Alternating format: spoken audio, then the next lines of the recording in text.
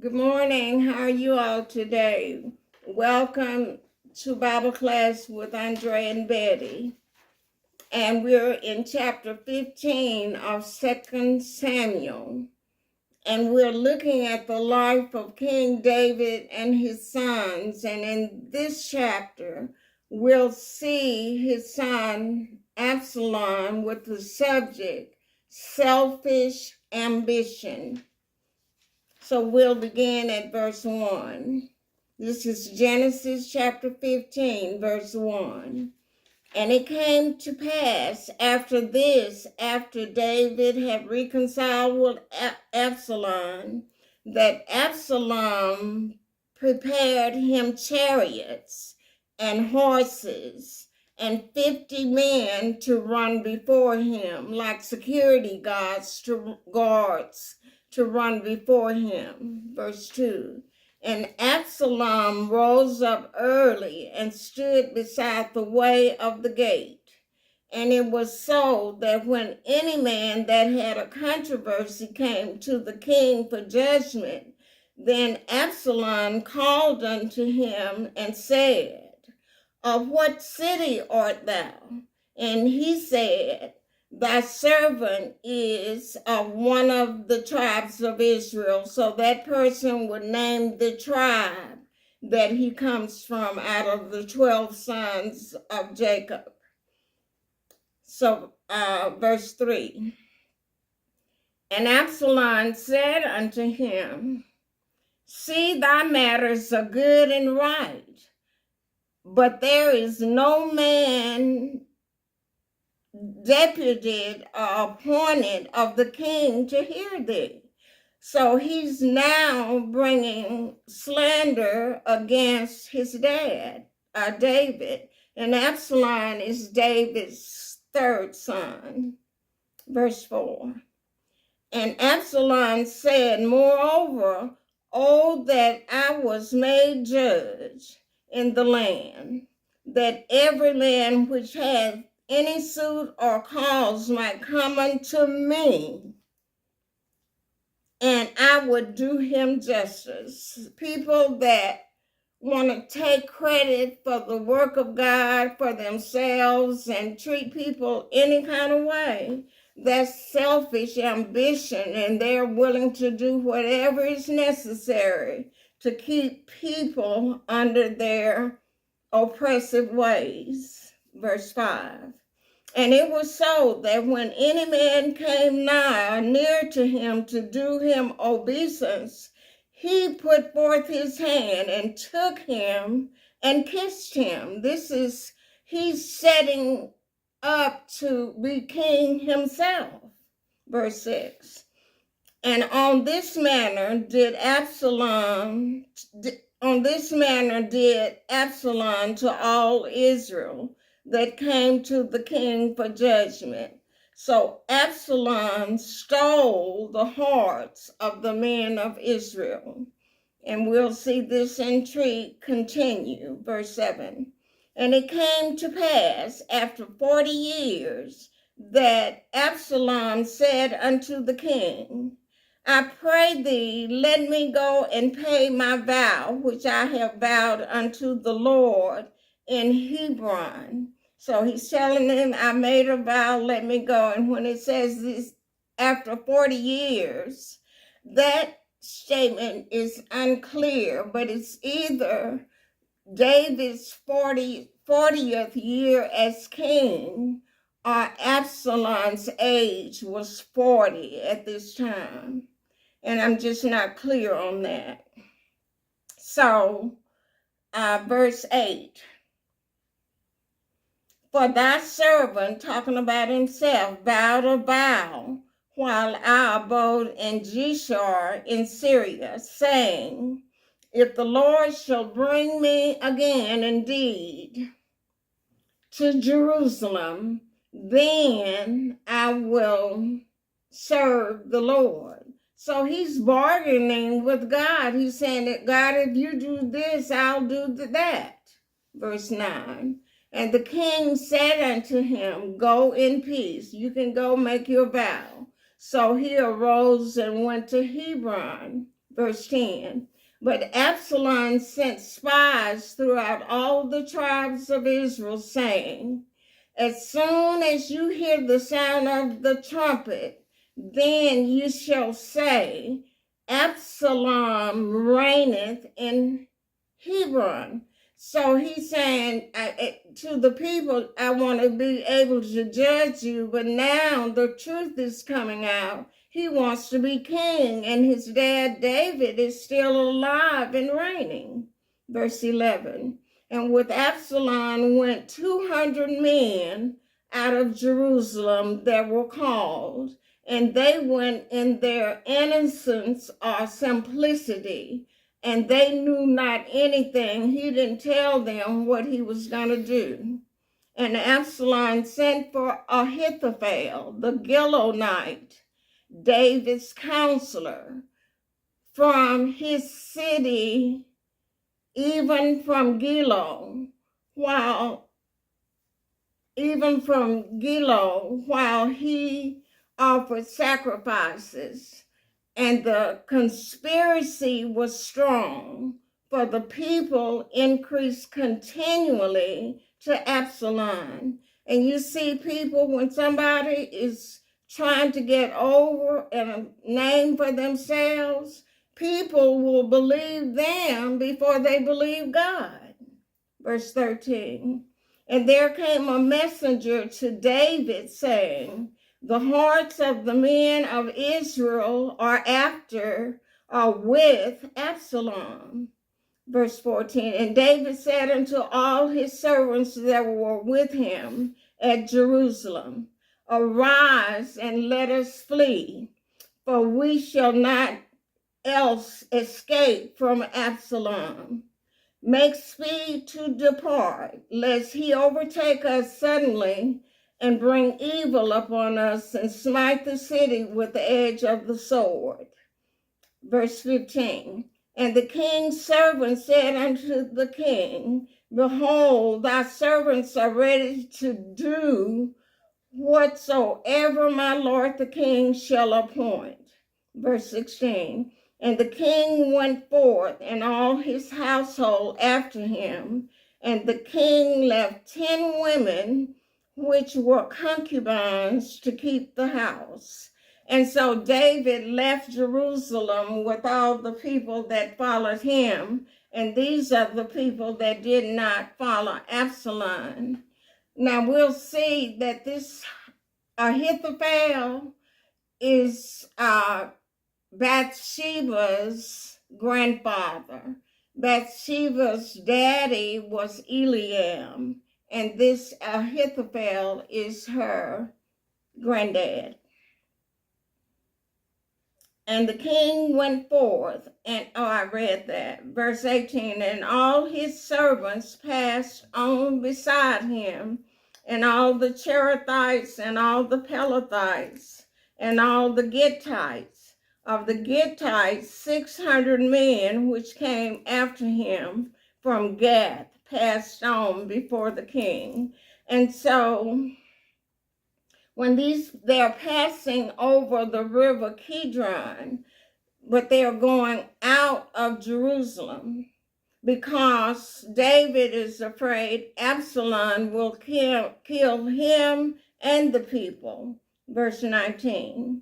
Then said the king to Ittai the Gittite, wherefore goest thou also with us?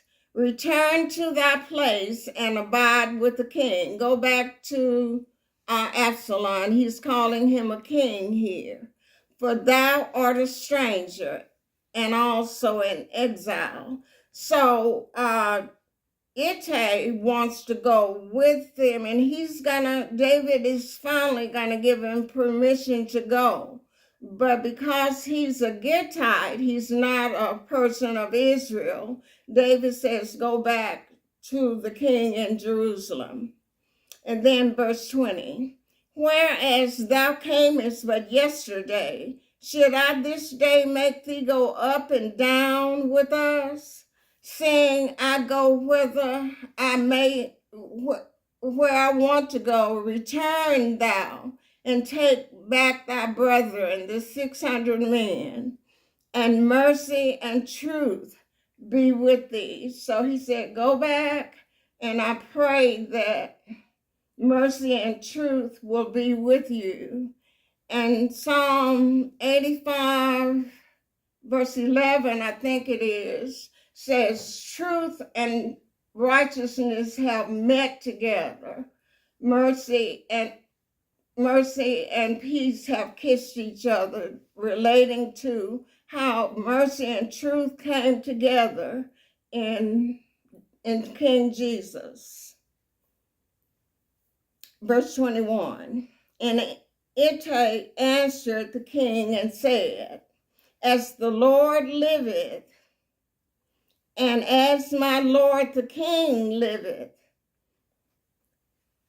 surely in what place my lord the king shall be, whether in death or life, even there also will thy servant be. Talking about himself. Verse 22. And David said to Ittai, go and pass over. And Ittai the Gittite passed over, and all his men and all the little ones that were with him, the children of all the 600 men's families passed over with him. Verse 23. And all the country wept with a loud voice, and all the people passed over. The king also himself passed over the brook Kidron, and all the people passed over toward the way of the wilderness. So they're getting out of the way of Absalom. Verse 24. And lo, Zadok also, and all the Levites were with him. Zadok is the high priest, and Abiathar were with the high priest. And lo, Zadok also and all the Levites were with him, bearing the ark of the covenant of God. And they set down the ark of God, and Abiathar went up until all the people had done passing out of the city. Verse 25, and the king said unto Zadok, carry back the ark of God into the city, that is Jerusalem.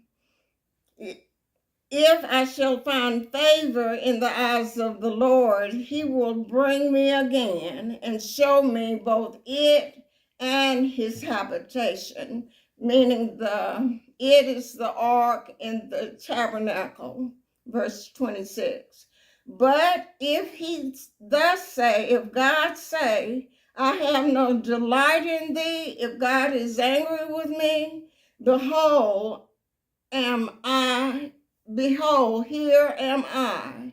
Let him, God, do to me as seemeth good unto him. Verse 27, the king said also unto Zadok the priest, art not thou a seer, a prophet? Return into the city in peace, and your 2 sons with you, Ahimaaz thy son, and Jonathan the son of Abiathar. They will carry messages back to David. Verse 28. See, I will tarry in the plain of the wilderness until there come word from you to certify or inform me. Verse 29. Zadok therefore and Abiathar carried the ark of God again to Jerusalem. So the ark is going back. And they tarried there. They waited there. Verse 30. And David went up by the ascent of Mount Olivet and wept as he went up, and had his head covered, and he went barefoot. And all the people that were with him covered every man his head, and they went up weeping as they went up. So whatever the king did, the people followed doing the same thing. Verse 31. And when one told David, saying, Ahithophel is among the conspirators with Absalom, and David said, O Lord, I pray thee, turn the counsel of Ahithophel into foolishness. And verse 32. And it came to pass that when David was come to the top of the mount, that is Mount Olivet, where he worshiped God, behold, Hushai, this is another character, the Archite, came to meet him with his coat torn and earth upon his head. 33. Unto whom David said, If thou passest on with me, then thou shalt be a burden unto me. Verse 34, but if thou return to the city and say to Absalom, I will be thy servant, O king, as I have been with thy father, as I have been thy father's servant up to now or hitherto, so will I now also be thy servant. Then mayest thou for me, David said, then mayest thou defeat the counsel of Ahithophel. So David used Hushai to be a go-between, and it's going to work out where Ahithophel is going to commit suicide because his counsel will not be received by Absalom, although he's left David and following after Absalom. Verse 35. And hast thou not there with thee Zadok and Abiathar, the priest? Therefore it shall be that what things soever thou shalt hear out of the king's house, thou shalt tell it to Zadok and Abiathar the priest. Verse 36. Behold, they have there with them their two sons, Ahimaaz, Zadok's son, and Jonathan, Abiathar's son. And by them ye shall send unto me everything that you can hear. Verse 37. So Hushai, David's friend, came into the city, and Absalom came into Jerusalem.